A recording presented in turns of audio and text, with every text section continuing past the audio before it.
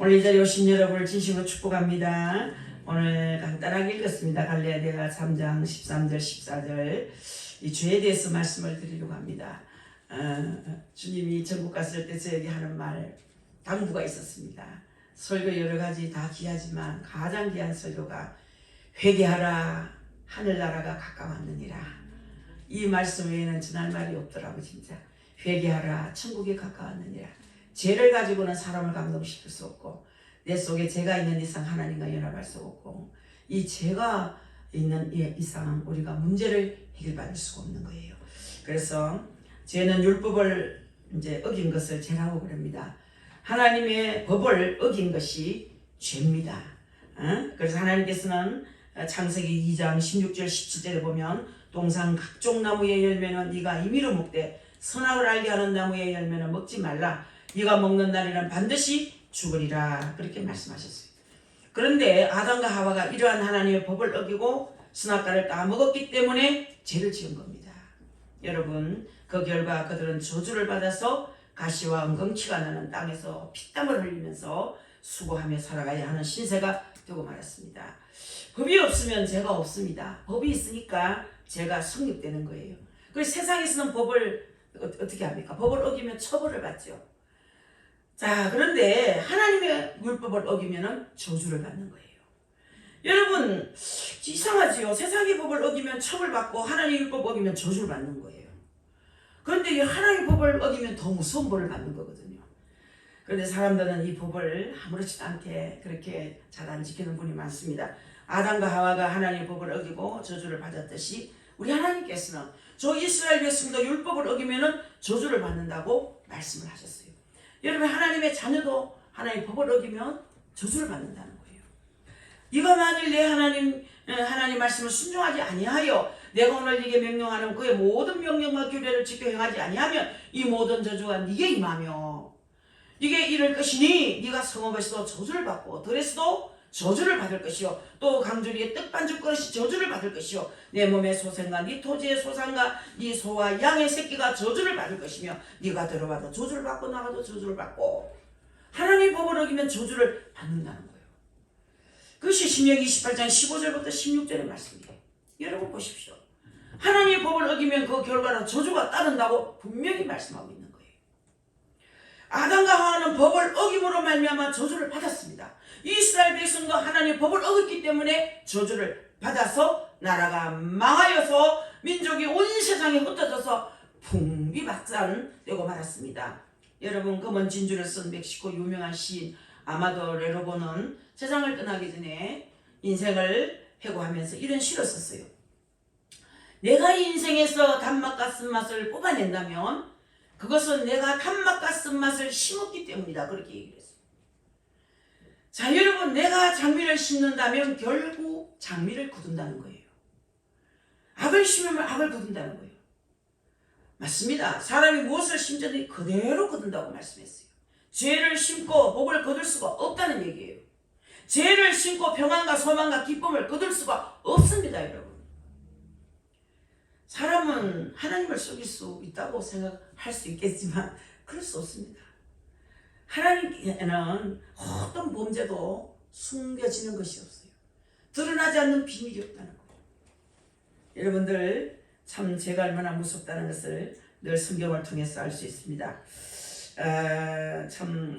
이성공 목사님 이야기를 여러분이 들어본 적이 있으신지 모르겠습니다만 과거에 이성공 목사님이 펜 장사했다 그러더라고요. 이성공 목사님. 아니, 이성공 목사님 한 게 아니고 이성공 목사님이 하루는 집회를 갔더니 그 교회 사찰 집사님이 아편을 팔아서 돈벌이를 하더라는 거예요. 그래가지고 집사님, 그 아편을 팔면 안 됩니다. 그 와요 아편을 그래 팔아서 돈벌이를 합니까? 그랬더니 그 집사님 하신 말이 아이고, 아들 하나 있는 그 놈이 아주 대학을 보내니까 돈이 많이 들어서 대학 졸업만 하면은 다 손 털 겁니다.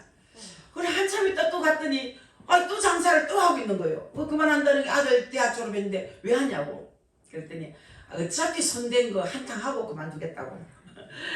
또 그렇게 얘기를 해서 아유 딱하다 하고 목사님 그렇게 지나갔지만은 여러분, 참 먼 훗날 그 근처에 또 그 교회 이성근 목사님이 집회 갔더니 그 집사님이 오셨더라는 거예요.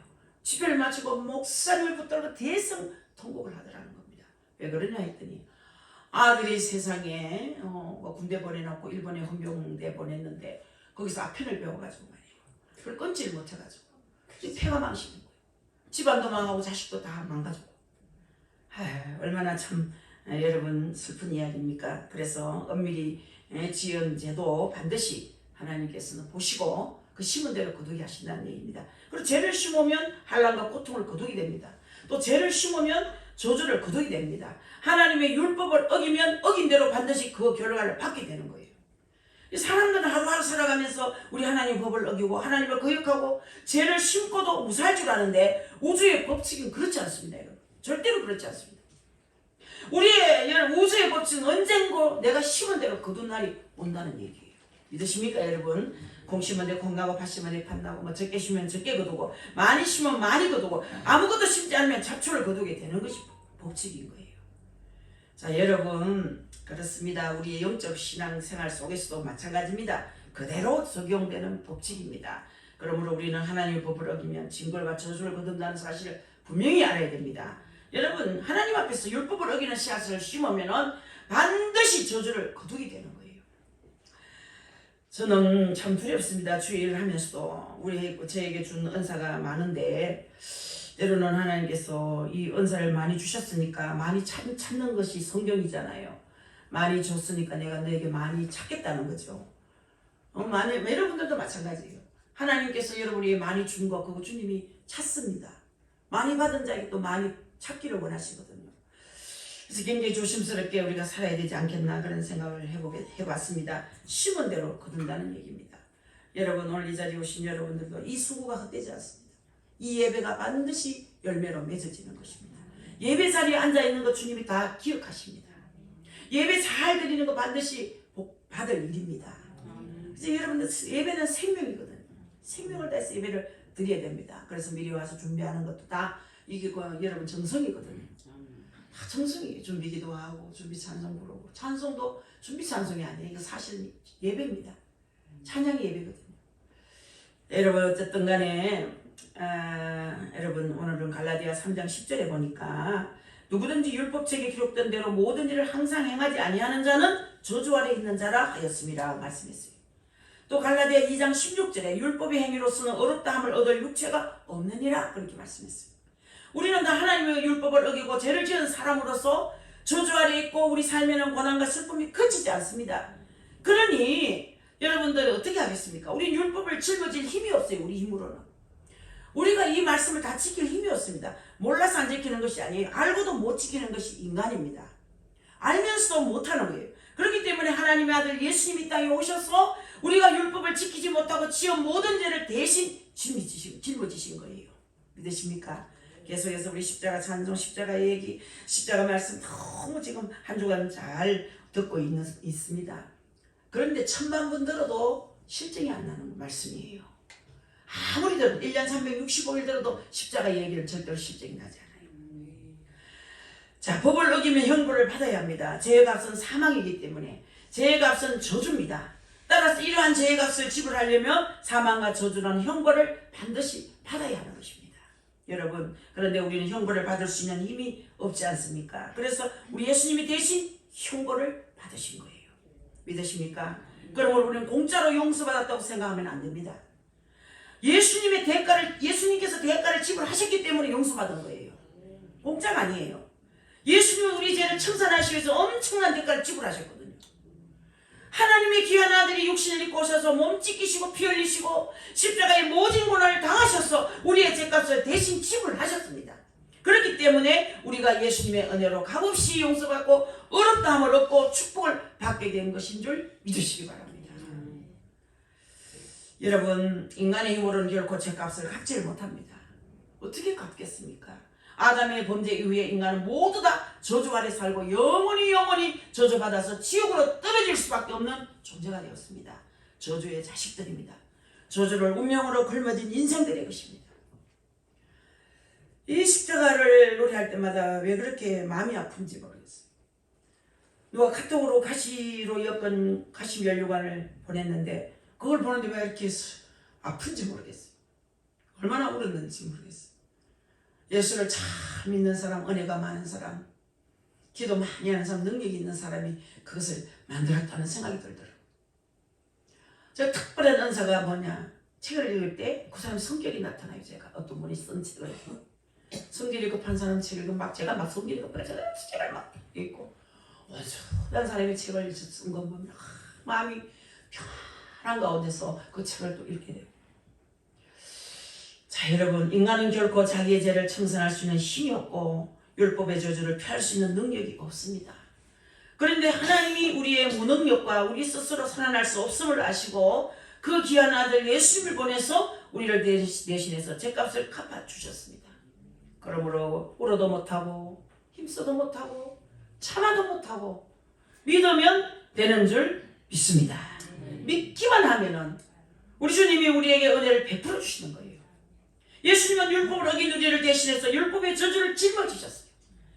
오늘 보면 갈라디아 3장 13절 그리스도께서 우리를 위하여 저주를 받은 바 되사 율법의 저주에서 우리를 속량하셨으니 기록된 바 나무에 달린 자마다 저주 아래 있는 자라 하였습니다. 그랬어요.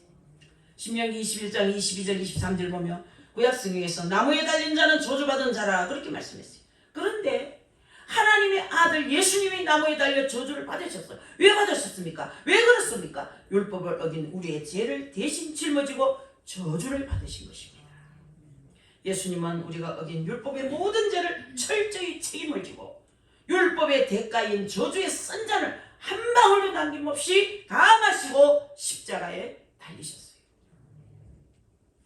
십자가 고난을 당하시면서 우리 주님은 우리가 어긴 율법을 다 책임지시고, 여러분, 책임진다는 것이 그 말이 쉽지요. 책임을 진다는 것은요, 그 말로 어떻게 이해가 잘 안 되면 이해를 잘 이해할 수가 없어요. 그래서 우리 주님은 우리가 어긴 율법을 다 책임을 지시고 율법의 저주를 다 책임지시고 내가 다 이루었다, 다 청산했다 하시고 분명하신 거예요. 다 청산하시고 다 이루었어요. 예수 그리스도의 보혈은 우리를 저주에서 속량하고 우리 크나큰 축복을 가져다 줬습니다. 이에 대해서 성경은 이는 그리스도 예수 안에서 아브라함의 복이 이방인에게 미치게 하고 또 우리로 하여금 믿음으로 말미암아 성령의 약속을 받게 하려 함이라고 14절에서 말씀했습니다.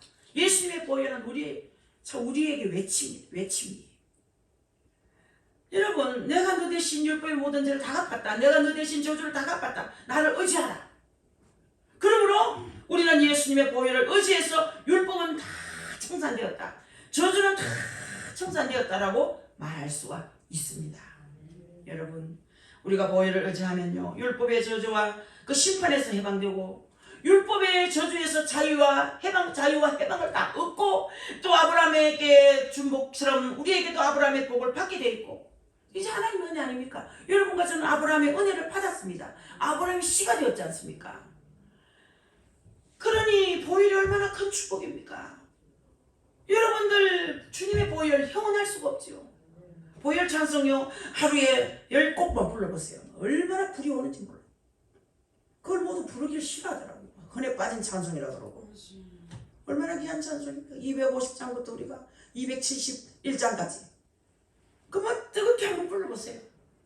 그 하루에 두 번 정도만 불러도 굉장히 뜨겁습니다. 여러분. 어느 기도원의 원장님은 상담하러 갔더니만 보혈의 찬송 100곡 부르고라 하더라고요. 여러분, 그거 참 귀한 은사더라고요. 보혈 앞에서는 율법도 힘없이 사라져버리고 저주도 힘없이 사라져버리고 오직 하나님의 강령이 다가옵니다. 할렐루야. 그뿐 아니라 하나님께서는 우리가 예수님을 믿고 피로써 율법의 정죄와 저주에서 해방된 새로운 피조물이 되어서 하나님의 형상을 닮은 것을 보시고 내가 보니 참 좋다 하고 하하하하 웃으시는 거야. 하나님 보시기에 매우 좋은 거예요. 십자가의 보혈의 능력을 입은 자는 하나님 보시기도 그렇게 아름다운 거예요. 여러분을 보시고 하나님 웃으시면서 이리 오너라 내 품에 안겨라 그렇게 말씀하시는 거예요. 근데 하나님 품에 안길 때는 푹 안겨야 돼. 아이들도 엄마 품에 안길 때는 푹 안겨야 이렇게 안아줄 수 있는데 어중간하게 발끝에 떡 걸쳐 앉으면요 불편해요. 웃으시면서 이리 오너라 내 품에 안겨라 그렇게 말씀하시는 것이에요. 예수님의 피를 통해야 하나님이 우리를 좋다고 받아들이시지 보혈이 없으면 우리는 율법의 심판과 저주를 받을 아주 몰골사납고 더러운 존재가 될 수밖에 없는 거예요. 하나님은 믿지 않는 사람을 보고 웃지 않으십니다. 믿지 않는 사람은 내 자식이 아니야. 징그리십니다. 분노하십니다. 그러나 예수님을 믿고 보혈을 의지하는 사람을 보고는 주님은 웃으십니다. 주님께서 만민의 이제 희생을 떼고 받아주신다. 그런 얘기예요. 이 자리에 오신 여러분들은 예수 좀 잘 믿어보려고 오신 분들이에요. 십자가를 가까이서 만나기 위해서 오신 분들이에요.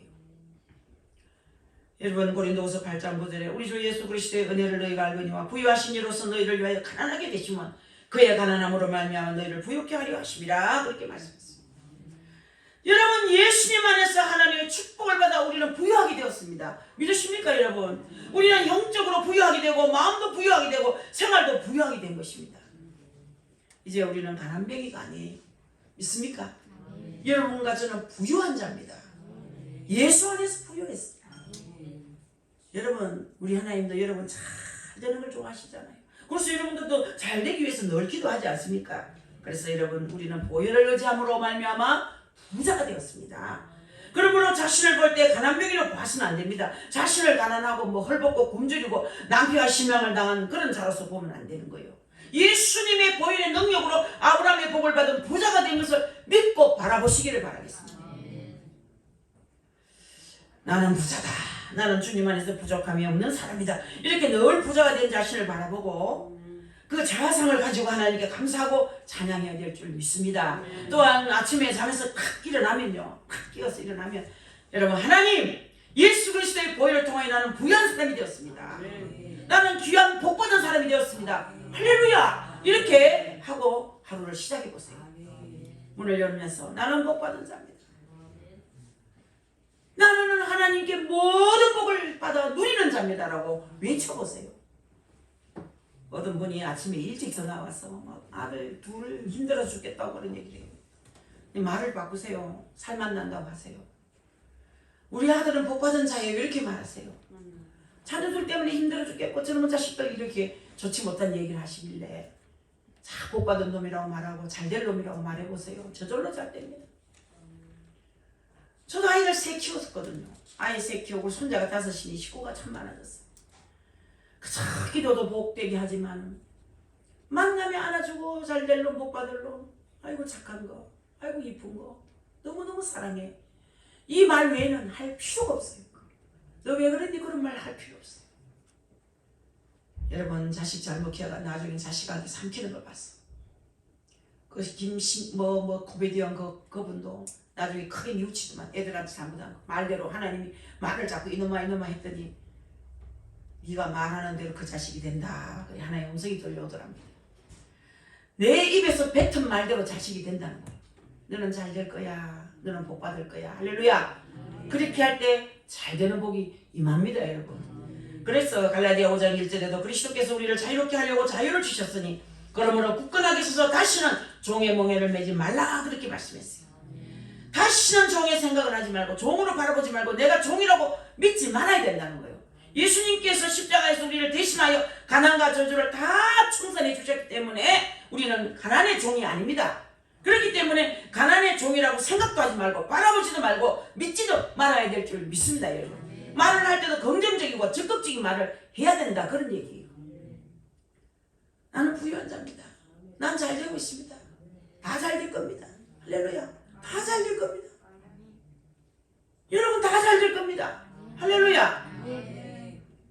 그래서 여러분 성공한 사람으로 또 부유한 사람으로 축복받은 사람으로 말을 하시기를 주님의 이름으로 간절히 바라겠습니다. 금세계 위대한 신학자였던 바우만 박사가 인도 캘커타에서 선교할 때인데 하루는 길을 지나가는데 2 노인이 논쟁을 벌이고 있더랍니다. 가만히 보니까 한 사람은 힌두교 믿는 노인이고 또 한 사람은 우리 기독교 믿는 노인이고 힌두교를 믿는 노인이 기독교를 믿는 노인에게 이렇게 얘기하더래요. 힌두교에는 수많은 남신도 있고 여신도 있는데 당신은 그것으로 만족하지 못하고 왜 예수라는 신을 믿는 거요? 그렇게 하니까 예수 믿는 노인이 인도에 수많은 남신과 여신이 있어도 아무도 나를 위해서 죽어주는 신이 없었디다. 맞는 말이죠. 그래서 바우만 박사는 그 말을 듣고 감탄했다는 거예요. 수많은 신이 세상에 있습니다. 그러나 우리를 위해서 죽어준 신은 예수님밖에 없습니다. 그렇기 때문에 오직 예수만이 우리의 구주가 되시는 거예요. 믿습니까? 여러분, 영국의 유명한 목사였던 스폴전 목사님 너무나 잘 알죠.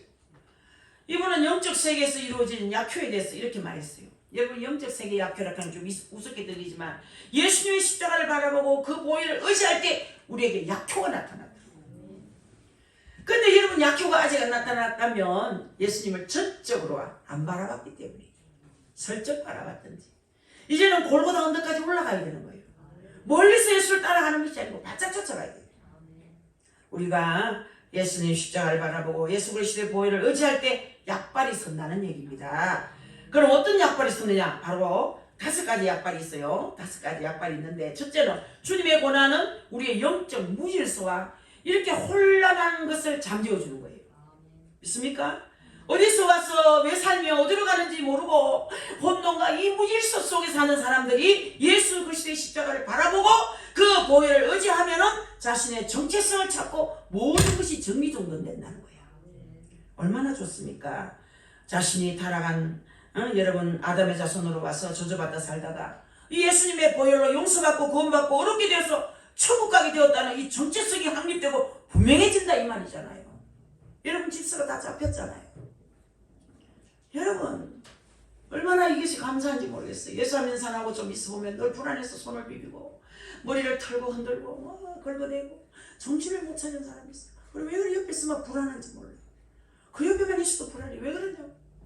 한참에 딴 게 아니라 우리 인생이 어디서부터 와서 어디로 갑니까? 우리는 하나님께로부터 와서 하나님을 위해 살다가 하나님께로 갑니다. 제가 그랬어요. 그게 우리의 정체성이에요. 자, 두 번째는 뭐냐? 예수 그리스도의 십자가를 바라봄으로 질병에 대한 저항력이 생기는 거예요. 이 십자가를 바라볼 때 주님이 나의 연약한 것을 친히 담당하시고 병을 짊어지시고 가셨기 때문에 나는 병을 이길 수 있다는 그런 신념이 생겨나는 것인 줄 믿으시기 바랍니다. 이 사람이 어려움을 당할 때 의지할 곳이 없는 것이 가장 큰 고난이에요. 그런 말 있잖아요. 아이들이 저녁에 막 아이들이 모여서 낮에 실컷 제일 놀잖아요. 제기치기도 하고 딱지치기도 하고 구슬치기도 하고.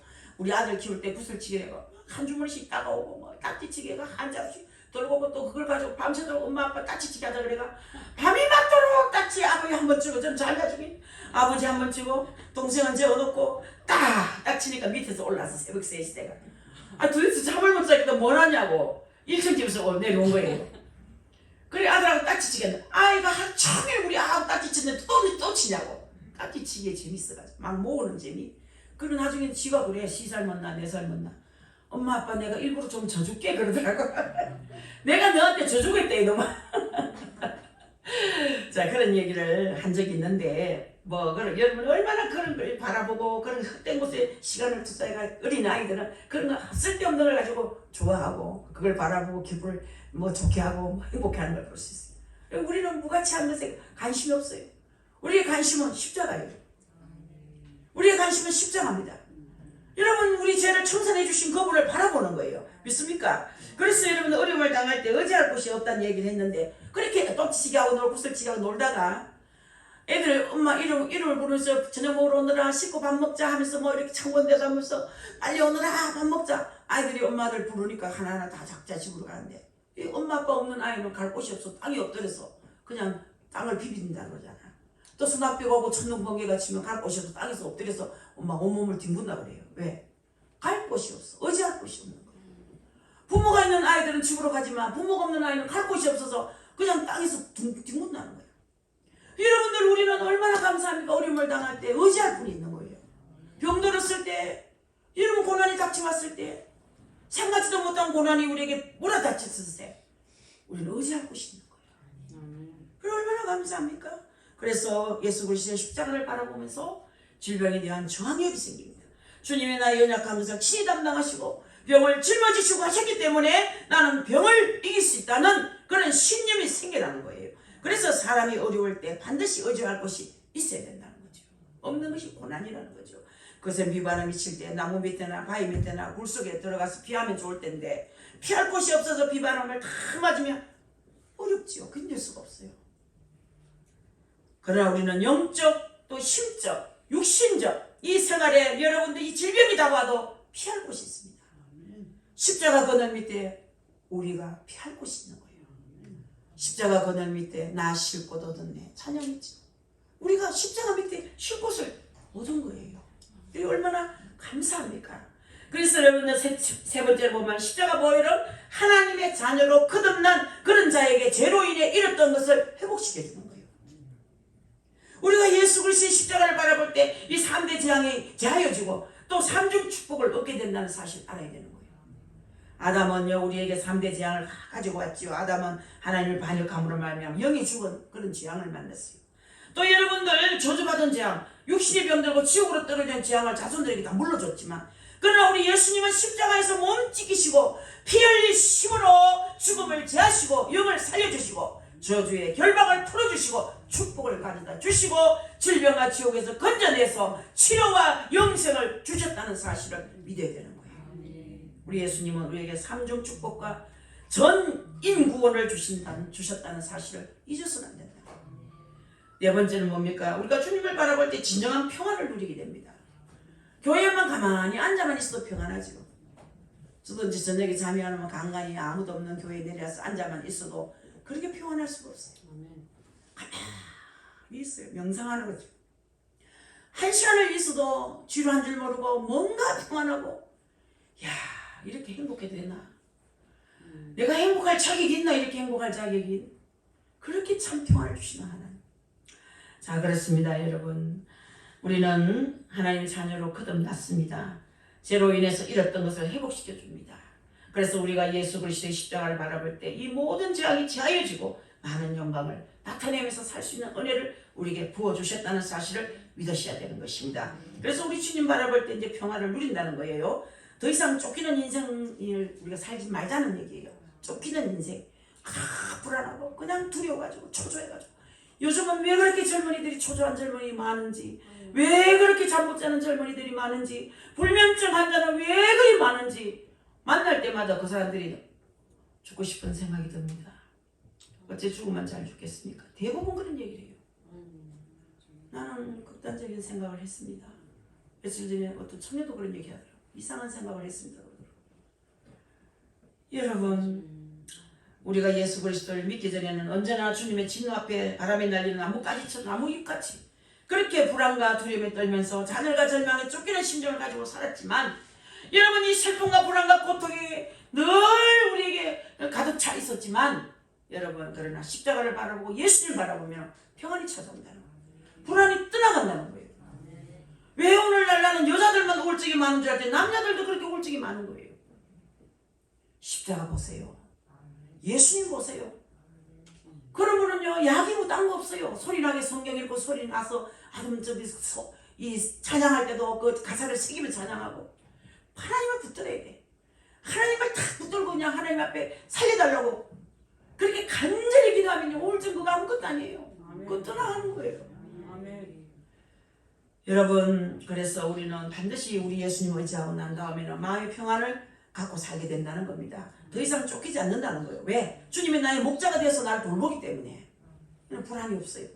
나는 하나님을 향하여 말하기를 그는 나의 피난처여 나의 요새여 내가 의뢰하는 하나님이라 하리니 이는 그가 너를 새 사냥꾼이 올무에서 심한 전염병에서 건지실 것이미로다. 그가 너를 그의 기초로 덮으시리니 네가 그의 날개 아래 피하리로다. 그의 진실함은 방패와 손방패가 되시나니 너는 밤에 찾아오는 공포와 낮에 날아드는 화살과 어두울 때 퍼지는 전염병과 밝을 때 닥쳐오는 재앙을 두려워하지 아니하리로다. 천명이 네 왼쪽에서 만인이 네 오른쪽에서 엎드려지나 이 재앙이 네게 가까이 하지 못하리로다. 아멘. 십자가를 바라볼 때 우리는 하나님 품 안에서 이러한 은혜를 입고 마음의 평안을 누릴 수 있는 거예요. 믿습니까 여러분? 다섯째는 뭐냐? 주께서 피 흘리심으로 우리의 죄를 완전히 뿌리쳐 뽑아서 모든 질병과 지약으로 인한 병으로부터 회복시켰다는 사실을 아셔야 되는 거예요. 그렇기 때문에 우리가 예수의 피를 의지하며 그 피의 능력이 나타나서 이 죄의 뿌리를 다 뽑아버려. 쑥 뽑아야 됩니다. 우리는 여러분 우리의 세계 속에 뿌리를 내리고 있는 죄는요. 우리가 그냥 회개만 하면 뽑히는 거 아니에요. 회개하면 다 되는 줄 알죠? 천만의 말씀. 뽑아내야 됩니다. 완전히 썬 뿌리를. 그냥 하나님 잘못했어요. 용서해 주세요. 다시는 안 그럴게요. 뭐 이렇게 기도하죠. 안 하는 것도 낫지만 여러분 그러면 나뭇잎만 따는 것 같은 거예요. 오늘날 죄를 꽉 채워놓고 기도를 하니까 기도가 상달이 안 되는 거예요. 죄의 뿌리를 통째로 뽑아버리는 역사는 예수님의 보배로운 피가 해준다는 것을 믿어야 되는 거예요. 예수 그리스도의 피로 말미암아 죄를 완전히 뽑아낼 수 있다는 거죠. 우리가 보혈을 의지할 때 예수님의 보혈이 우리의 개인과 가정과 사회에 있는 모든 죄의 뿌리를 통째로 뽑아버리고 죄로 말미암아 다가오는 양심의 고통과 괴로움과 마음의 병, 그로 말미암아 다가오는 이 심신의 병, 육체의 여러 가지 병들, 가정의 병들, 생활의 병들 다 고쳐주는 역사를 베푸신 예수 그리스도의 피인 줄 믿으시기 바랍니다. 그래서 우리 피를, 여러분이 이 피를, 예수님의 피를 체험해야 됩니다. 정말 십자가 바라보고 기도하십니까, 여러분? 십자가 바라보고 기도해요. 그냥 오만 잡생각 다 하면서 기도하는 거, 그거 기도가 아니에요. 어떤 분 얘기를 들어봤어요. 어떤 분이 그러더라고요. 순복음교회 금요일에 차 예배를 갔더니 그 목사님이 나라를 위해서, 열방을 위해서 기도합시다, 여러분. 그리고 아픈 데 손을 얹고 기도합시다. 그리고 또 이 교회가 부흥되도록 기도합시다. 기도 제목을 쭉 내놨어요. 근데 그분은 문제가 많아요. 문제가 많아서 자기는 어디가 조용히 기도하고 싶은데 교회마다 전부 다 문이 잠겨 있어서 갔더니 마침 순복음교회 철야 예배를 해서 거기 들어갔더래요. 들어가서 기도를 하는데 많은 사람들은 막 지붕 뚜껑이 날아가도록 기도하는데 자기는 어떻게 기도해야 될지 기도거리는 많은데 급하고 바쁜 문제도 있는데 부도 직전이라서 대출을 받아야 되는데 대출이 모두 안 나온다 그러더래요. 그래서 하나님 대출 한번 내주면 내가 잘 믿겠다고 그렇게 막 고백하고 기도하고 그렇게 다니다가 그 교회에 들어갔는데 마침 모두 기도하는데 자기는 뭐 열방을 위해서, 나라를 위해서, 민족을 위해서, 뭐 교회에서 부흥을 위해서 하나도 기회 안 들어오고 막 그 시간에 막 외치면서 나 대출만 한번 내주면 내가 주를 위해 살겠다고 그 기도만 했다는 거예요. 그런데 신기하게 그 이튿날 어느 은행에서 한번 나보라 그러더라는 거예요. 당신 이거 뭐 어려운데 대출을 내가 내주겠다고 그러더라는 거예요. 그래서 그 목사님 찾아가서 회개했대. 목사님 사실은 어젯밤에 내가 금요철에 와가지고 목사님은 이런 기도하라. 나는 내 기도만 하고 갔습니다. 그런데 그게 응답대가 오늘 대수를 받게 되었습니다. 이제 쭉 이야기하니까 목사님께서 어떤 기도라도 간절히 하면은 응답받습니다. 여러분 기도할 때 간절함이 있어야 되는 거야. 건성을 하지 마세요. 2시간 3시간 기도한다고 되는 게 아니고 간절히 간절히 기도할 때 역사가 일어나는 줄 믿습니다, 여러분. 어쨌든 오늘 시간이 너무 많이 갔네. 예수님의 고난은 우리의 저주를 대신한 것임을 믿으시기 바랍니다. 우리가 저주를 짊어지신 예수 그리스도를 의지할 때 보혈이 가져오는 축복은 영원할 수 없이 큰 것이라는 것을 믿으시기 바랍니다. 이 예수 그리스도의 보혈 없이는 우리가 살 수가 없어요. 우리가 예수님을 의지하면 우리 예수님은 언제나 그 흘리신 보혈로 우리를 이끌어 주십니다. 할렐루야. 이런 주님 모시고 있기 때문에 우리는 마음속에 평안을 가질 수 있는 거예요. 왜 이렇게 평안하냐? 우리가 왜 이렇게 평안하냐? 예수님의 보혈을 의지하기 때문에 평안한 거예요. 우리 주님은 항상 우리와 함께 계십니다. 지금도 이 시간도 우리 주님은 우리와 함께 하시고 그 보혈을 통해서 우리를 용서하시고 어렵게 하시고 거룩하게 하시고 성령 충만하게 하시고 치료하게 하시고 아브라함의 복을 받게 하시고 부활과 영생, 천국과 복과 영광을 누리게 해주신다는 사실을 기억하시기를 바라겠습니다. 오늘 하루한 이렇게 귀한 하루를 주셨는데 감사하는 마음으로 예배를 드린 여러분, 이 예배를 통하여 큰 은혜가 될 수 있기를 예수님의 이름으로 축복합니다. 기도하겠습니다. 살아계신 우리 아버지, 예수님께서는 몸으로 제물을 삼으셨습니다.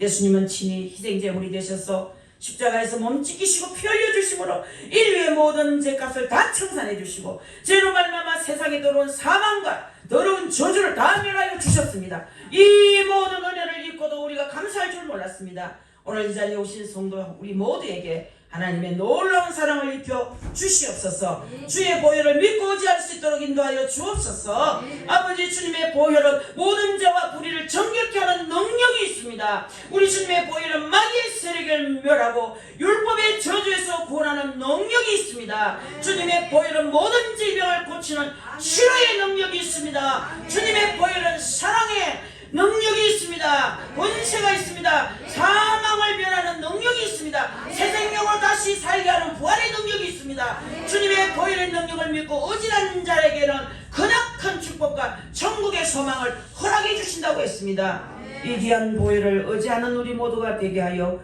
주시옵소서. 박정호 집사님 아버지 아들 박정호 우울증 약 끊고 믿음으로 이기게 하옵소서. 아들 박정호 하나님 꼭 만나게 하옵소서. 어머니가 아들을 위해서 이렇게 간구하오니 하나님이 응답해 주시옵소서.